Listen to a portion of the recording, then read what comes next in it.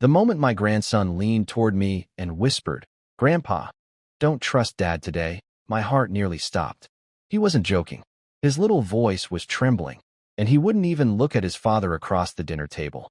I forced a smile, nodded gently, and acted as though nothing had happened. Inside, though, I felt a fear I had never experienced before. If emotional family stories with unforgettable twists and meaningful life lessons speak to your heart, I'd truly appreciate you subscribing to Behind Dad. Before we continue, I'd also like to mention that the pictures shown throughout this story are creative visual dramatizations inspired by these events. They are not actual photographs from my family's life. My name is James. After my wife Margaret passed away, family dinners became rare. So when my son Daniel invited me over that Sunday evening, I honestly believed he wanted us to reconnect. My grandson Ethan ran into my arms the moment I arrived, and for a while everything felt warm and familiar. We laughed over old fishing stories, talked about Ethan's baseball games, and shared one of Rachel's homemade dinners. Looking around the table, I wanted to believe our family was finally healing. Then Ethan whispered those 5 words. I didn't ask him why. I simply watched Daniel more carefully. He kept checking his phone every few minutes and glanced toward the front window whenever headlights passed outside. His smile looked forced. Every laugh felt rehearsed. The longer dinner continued, the stronger the feeling grew that he wasn't waiting for dessert. He was waiting for someone else. About 20 minutes later, the doorbell rang. Daniel stood up so quickly that he almost knocked over his chair. "I'll get it," he said before anyone else could move. Through the hallway mirror, I watched him nervously accept a large, certified envelope from a delivery driver. The moment he saw the sender's name printed across the front, every bit of color disappeared from his face. He tried slipping the envelope into his jacket before anyone noticed. But Ethan quietly looked at me again, and I realized my grandson had known that letter was coming long before any of us did. Daniel hurried back to the dining room with a forced smile, pretending nothing had happened. He slid the envelope beneath his jacket and immediately changed the subject, asking Ethan about school. But my grandson stayed unusually quiet. He kept looking at the hidden envelope instead of his dinner. I had watched Daniel my entire life. I knew every nervous habit he had. The way his fingers tapped the table and the way he avoided eye contact told me he was terrified of whatever was inside that package. A few minutes later, Rachel stood up to bring out dessert. Daniel saw his chance. He quietly slipped into the hallway and disappeared into the kitchen. I excused myself, saying I wanted another glass of water, and followed him without making a sound. Standing just outside the pantry door, I heard paper tearing. Daniel opened the envelope and whispered, "This can't be happening." Before I could step inside, he quickly folded the documents and shoved them into a kitchen drawer. When we returned to the table, I noticed Ethan watching his father with tears in his eyes. After dinner, he gently pulled me aside into the backyard. His little hands were shaking. He admitted he had accidentally overheard his parents arguing the night before. Daniel had begged Rachel not to tell me about the letter if it arrived. Ethan didn't know exactly what it was about, but he heard his father say, "If Dad reads it first, everything I've been hiding is over." My heart felt heavy. I wasn't angry yet. I was scared. Scared that my own son had reached a place where he believed hiding the truth was easier than trusting me. As Ethan hugged me tightly, I promised him he had done the right thing by speaking up. The moment we walked back toward the house, I noticed the kitchen drawer hanging slightly open. The certified envelope was gone.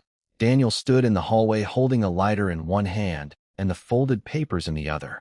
Before I could stop him, another knock echoed through the front door, and a man in a dark business suit quietly asked, "Is Mr. James Carter home? I have been looking for him all day regarding that very letter." Daniel froze the instant he heard the stranger's voice. The lighter slipped from his hand and hit the kitchen floor. I walked past him and opened the front door myself. The man introduced himself as attorney Michael Harris. He apologized for arriving so late, but explained that the certified letter required my personal signature because it involved a legal matter connected to my late wife, Margaret. My heart skipped a beat. Margaret had been gone for 3 years. I couldn't imagine what legal issue could still involve her name. Michael calmly asked if we could all sit down together. Daniel tried interrupting, insisting it was only paperwork that could wait until another day. The attorney looked directly at him and quietly replied, "Actually, it cannot." He reached into his briefcase and produced a second sealed copy of the same documents. My son slowly lowered his head. Whatever he had planned by hiding the first envelope was already falling apart. As I opened the documents, my hands began to shake. Months before she passed away, Margaret had quietly updated part of her estate plan without telling anyone except the attorney. She had written a personal letter explaining that if certain family concerns ever became real, the documents were to be delivered directly to me. She had also included records showing that someone had recently attempted to access one of our investment accounts using information that only a close family member could have known. The room became painfully quiet. Daniel finally broke down. Through tears, he admitted he had secretly tried to withdraw money from the account after losing thousands of dollars in risky online investments. He convinced himself he would replace everything before I ever noticed. Instead, every failed decision pushed him deeper into debt. He hid the letter because he feared I would never forgive him once I learned the truth.